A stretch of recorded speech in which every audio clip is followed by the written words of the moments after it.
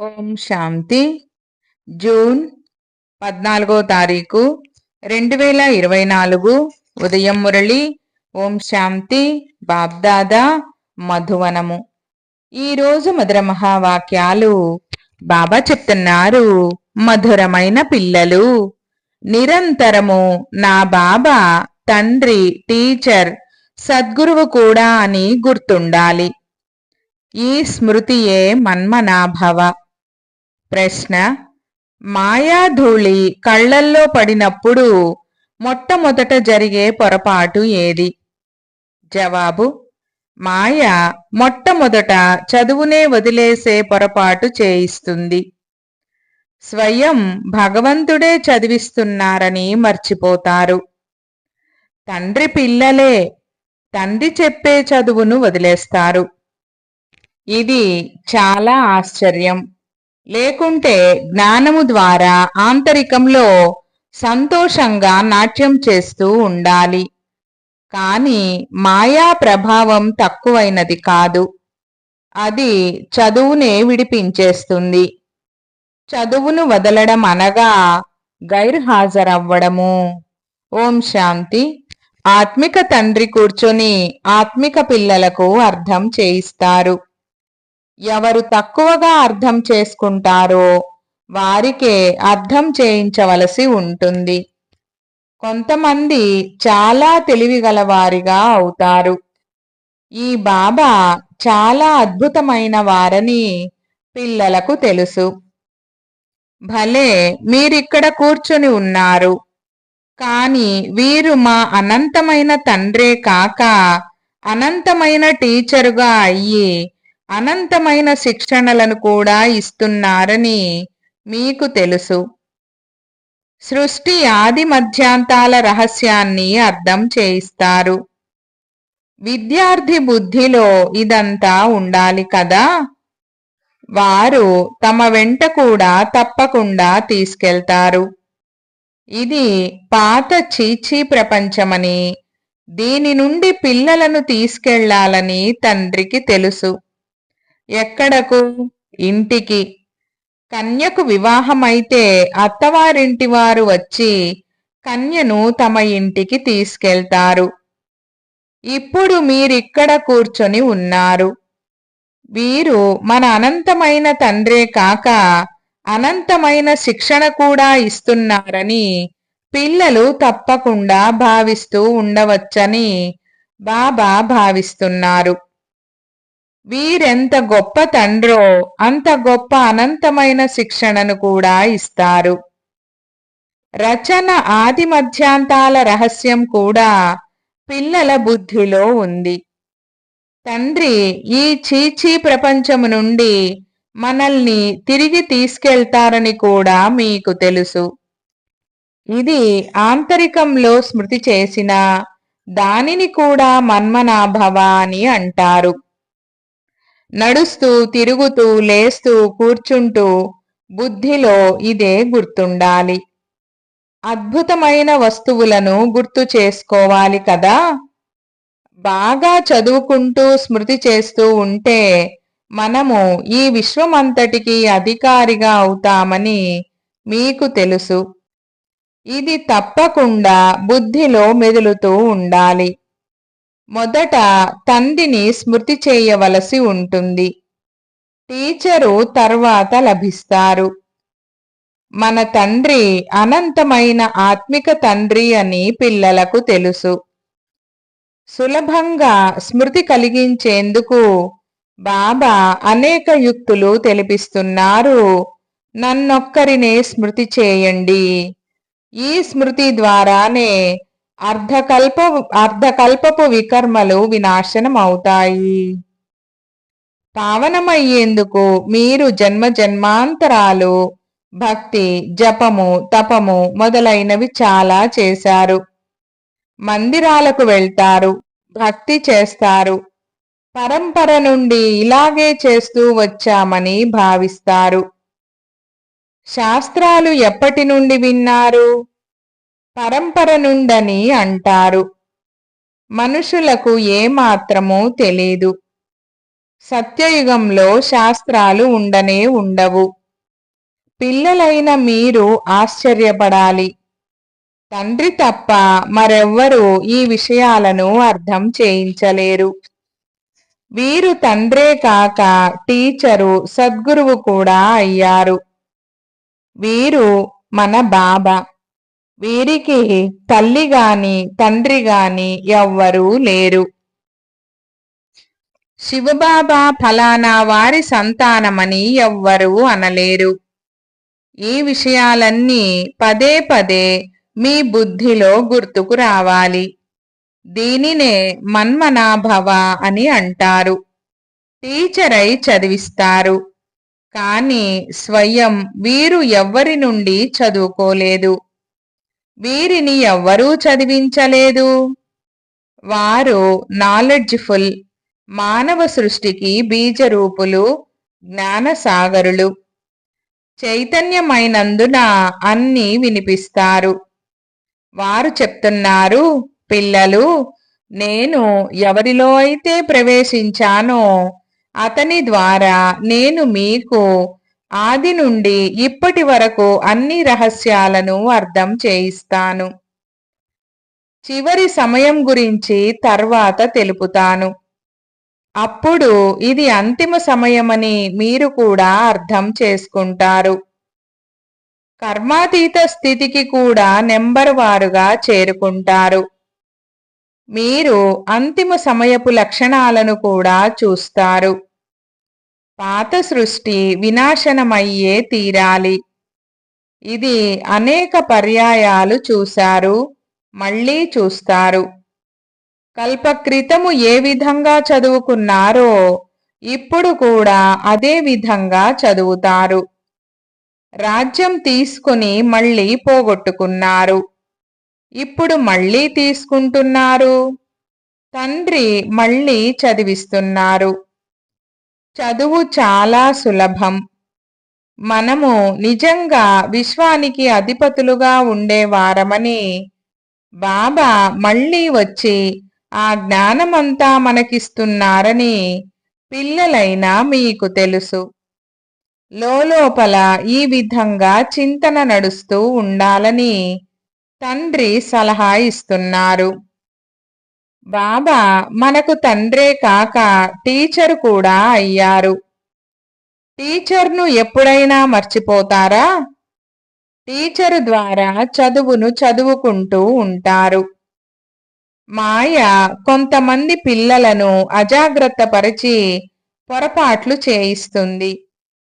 ఒక్కసారిగా కళ్ళల్లో దుమ్ము కొట్టినట్లు చేస్తుంది. చదువును కూడా వదిలేస్తారు.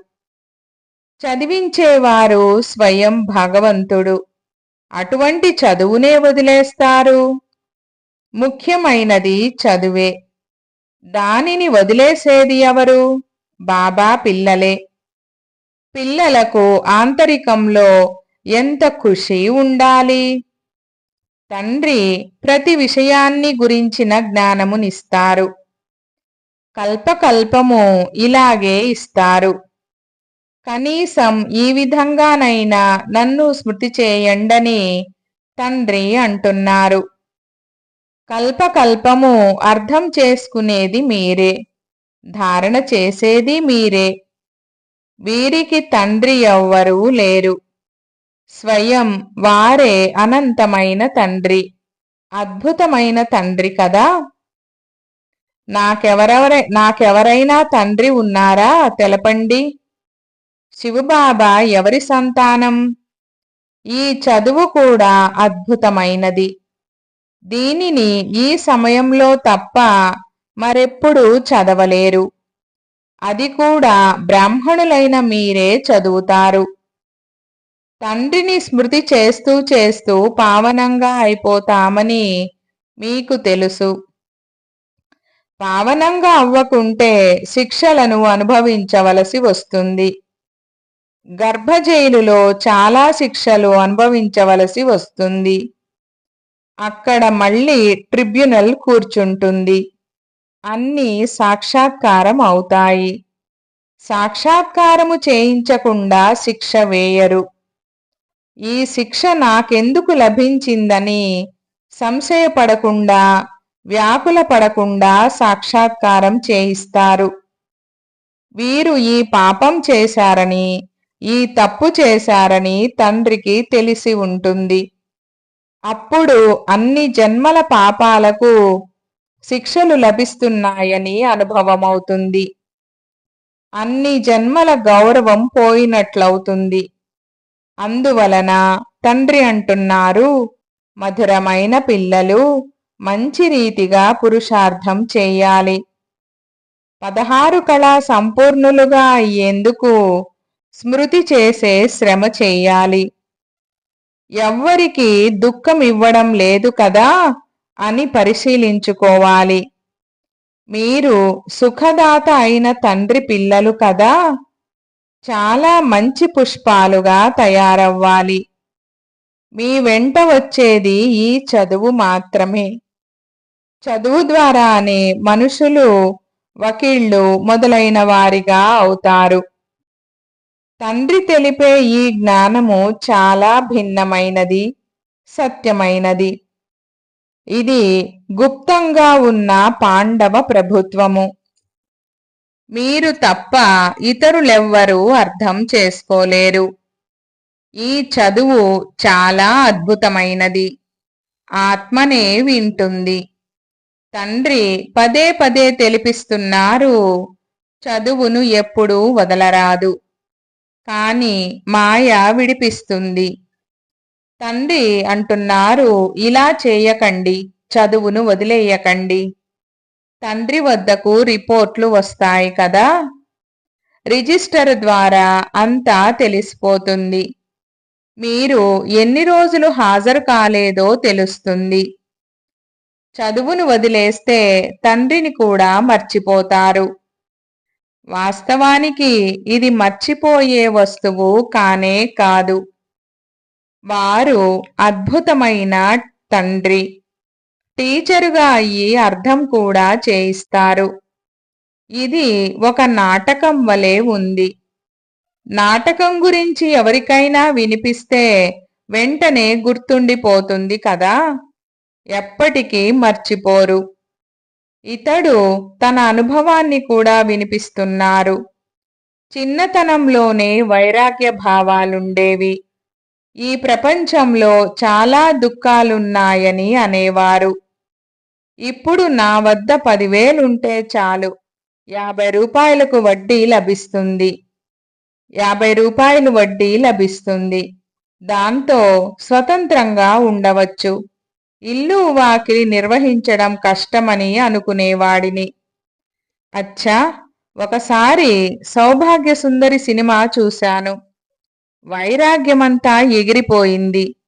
పెళ్లి చేసుకోవాలని, ఇది చెయ్యాలి, అది చెయ్యాలని ఆలోచనలు కలిగాయి. మాయ ఒకే ఒక చెంపదెబ్బ వేసింది. దాంతో కళాకాంతులన్నీ సమాప్తమైపోయాయి. కావున తండ్రి ఇప్పుడు అంటున్నారు, పిల్లలు, ఈ ప్రపంచమే నరకం. అందులో ఉండే ఈ నాటకాలు, సినిమాలు కూడా నరకమే. ఇది చూసినందున అందరి వృత్తులు చెడిపోతాయి. వార్తాపత్రికలను చదువుతారు. అందులో మంచి మంచి స్త్రీల చిత్రాలు చూస్తే భావన అటువైపు పరిగెడుతుంది.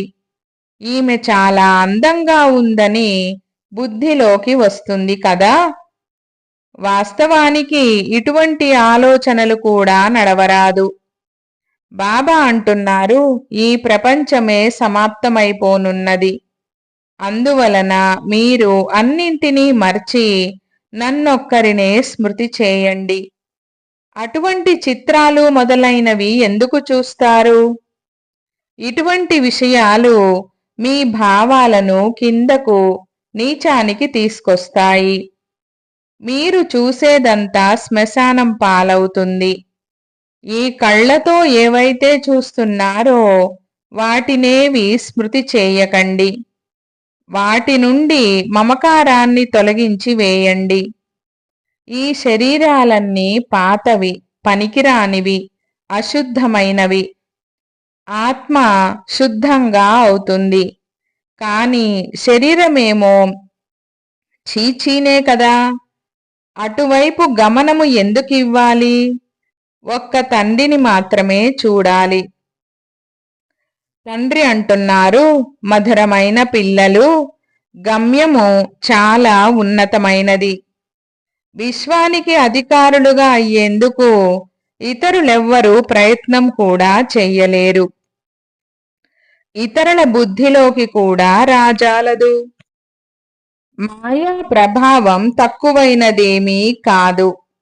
సైన్స్ వారి బుద్ధి ఎంతో తీవ్రంగా పనిచేస్తుంది. మీది సైలెన్స్. ముక్తి పొందుకోవాలని అందరూ కోరుకుంటారు. కానీ మీ లక్ష్యము జీవన్ముక్తిని పొందడం. ఇది కూడా తండ్రి అర్థం చేయించారు. ఏ గురువు కూడా ఇటువంటి జ్ఞానం ఇవ్వలేరు. మీరు గృహస్థంలో ఉంటూ రాజ్య పదవిని పొందేందుకు పవిత్రులుగా అవ్వాలి. భక్తి మార్గంలో సమయం చాలా వృధా చేశారు. ఎంత తప్పు చేశామో ఇప్పుడు మీకు అర్థమయ్యింది. తప్పులు చేస్తూ చేస్తూ తెలివిహీనులై పూర్తి రాతి బుద్ధి గలవారిగా అయిపోయారు. ఇది చాలా అద్భుతమైన జ్ఞానమని, దీని ద్వారా మనము ఎలా ఉండేవారమో, ఎలా తయారవుతామో, రాతి బుద్ధి నుండి పారస బుద్ధిగా తయారవుతామని మీ లోపల అనిపిస్తుంది. అలా వస్తే మన బాబా అనంతమైన బాబా అని సంతోషపు పాదరస మీటరు పైకి పెరిగిపోతుంది. వారికి తండ్రి అంటూ ఎవ్వరూ లేరు. వారు టీచరు, కానీ వారికి టీచర్ ఎవ్వరూ లేరు. ఎక్కడి నుండి నేర్చుకున్నారని అడుగుతారు. ఆశ్చర్యపడతారు. ఎవరైనా గురువు నుండి నేర్చుకున్నారని చాలా మంది భావిస్తారు. అయితే గురువుకు ఇంకా వేరే శిష్యులు కూడా ఉంటారు కదా. కేవలం ఒకే శిష్యుడుంటాడా? గురువులకు శిష్యులు అనేక మంది ఉంటారు. ఆగాఖాన్కు ఎంతమంది శిష్యులున్నారో చూడండి. గురువులంటే శిష్యులకు ఆంతరికంలో చాలా గౌరవం ఉంటుంది. గురువులను వజ్రాలతో తులాభారం చేస్తారు. మీరు ఇటువంటి సద్గురువును దేనితో తూస్తారు? వీరు అనంతమైన సద్గురువు. వీరి బరువు ఎంత? ఒక్క వజ్రము అంత కూడా ఉండదు. ఇలాంటి విషయాలు పిల్లలైన మీరు ఆలోచిస్తూ ఉండాలి. ఇవి చాలా సూక్ష్మమైన విషయాలు. ఓ ఈశ్వరా అని అందరూ అంటూ ఉంటారు. కానీ వారు మన తండ్రి, టీచర్, గురువు కూడా అని ఎవ్వరూ భావించరు. ఇతనేమో సాధారణ రీతిగా కూర్చొని ఉంటారు. అందరి ముఖాలను చూసేందుకు గద్దెపై కూర్చుంటారు. గౌరవం కొరకు కాదు. పిల్లలంటే ప్రేమ ఉంటుంది కదా. సహాయపడే ఈ పిల్లలు లేకుండా స్థాపన చెయ్యలేరు. ఎక్కువ సహాయపడే పిల్లలను తప్పకుండా ఎక్కువగా ప్రేమిస్తారు. ఎక్కువగా సంపాదించే పుత్రుడు మంచివాడైతే తప్పకుండా ఉన్నత పదవిని తీసుకుంటాడు. అతడిపైకే ప్రేమ వస్తుంది. పిల్లలను చూస్తూ చూస్తూ బాబా హర్షితమవుతారు. ఆత్మ చాలా సంతోషిస్తుంది. కల్పకల్పము పిల్లలను చూసి సంతోషిస్తారు. కల్పకల్పము పిల్లలే సహాయకారులుగా అవుతారు. చాలా ప్రియమనిపిస్తారు. కల్పకల్పాంతరాలకు ప్రేమ జోడింపబడుతుంది. ఎక్కడ కూర్చొని ఉన్నా, ఏం చేస్తున్నా బుద్ధిలో తండ్రి స్మృతి ఉండాలి. వీరు అనంతమైన తండ్రి. వీరికి తండ్రి ఎవ్వరూ లేరు. వీరికి టీచర్ కూడా ఎవ్వరూ లేరు. సర్వస్వము వారొక్కరే. అందరూ వారినే స్మృతి చేస్తారు. సత్యయుగంలో ఎవ్వరూ వారిని స్మృతి చెయ్యరు. 21 జన్మలకు మీ నావ తీరానికి చేరుకుంటుంది. మీకు ఎంత సంతోషముండాలి. ఆ సంతోషముంటే రోజంతా తండ్రి సేవ చేస్తారు. ఇటువంటి తండ్రి పరిచయమునివ్వండి. తండ్రి నుండి ఈ లక్ష్మీనారాయణుల వారసత్వము లభిస్తుంది. తండ్రి మనకు రాజయోగము నేర్పిస్తారు. అందరినీ వెంట కూడా తీసుకెళ్తారు. పూర్తి చక్రమంతా బుద్ధిలో ఉంది. ఇటువంటి చక్రాన్ని ఎవ్వరూ తయారు చెయ్యలేరు. దీని అర్థము ఎవ్వరికీ తెలియనే తెలియదు. బాబా మన అనంతమైన బాబాయే కాక అనంతమైన రాజ్యము కూడా ఇచ్చి వెంట కూడా తీసుకెళ్తారని మీరిప్పుడే తెలుసుకున్నారు. ఈ విధంగా మీరు అర్థం చేయిస్తే తర్వాత ఎవ్వరూ సర్వవ్యాపి అని అనలేరు. ఆ తండ్రి తండ్రే కాక శిక్షకుడు కూడా అయ్యారు. కావున సర్వవ్యాపి ఎలా అవుతారు? అనంతమైన తండ్రి ఒక్కరే జ్ఞానసాగరులు. సంపూర్ణ సృష్టి ఆది మధ్యాంతాలు సంపూర్ణంగా తెలిసినవారు. తండ్రి పిల్లలకు తెలుపుతున్నారు, చదువును మర్చిపోకండి. ఇది చాలా గొప్ప చదువు. బాబా పరమపిత, పరమ శిక్షకుడు, పరమ గురువు కూడా అయ్యారు. ఈ గురువులందరినీ కూడా వారు తీసుకువెళ్తారు. ఇటువంటి అద్భుతమైన విషయాలను వినిపించాలి. ఇది అనంతమైన నాటకమని కూడా చెప్పండి. ప్రతి ఒక్క నటునికి తన పాత్ర లభించి ఉంది. అనంతమైన తండ్రి ద్వారా మనమే అనంతమైన సార్వభౌమత్వము తీసుకుంటాము. మనమే యజమానులుగా ఉండేవారము. ఒకప్పుడు వైకుంఠముండేది, ఇప్పుడు లేదు. మళ్ళీ తప్పకుండా వస్తుంది. కృష్ణుడు నూతన ప్రపంచానికి అధికారిగా ఉండేవాడు.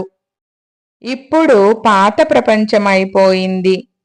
మళ్ళీ నూతన ప్రపంచానికి అధికారిగా అవుతాడు. చిత్రాలలో కూడా స్పష్టంగా ఉంది.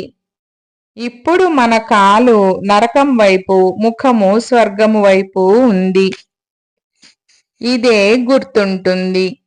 ఇవన్నీ మీకు తెలుసు. ఈ విధంగా స్మృతి చేస్తూ చేస్తూ అంతమతి సోగతి అయిపోతారు. ఇవి ఎంత మంచి మంచి విషయాలు. వీటిని స్మృతి చేస్తూ ఉండాలి. మంచిది.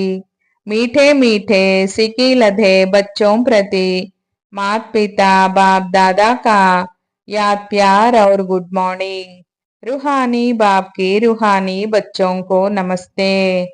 हम रूहानी बच्चों की रूहानी बाप दादा को याद प्यार, गुड मॉर्निंग और నమస్తే నమస్తే బాబా నమస్తే.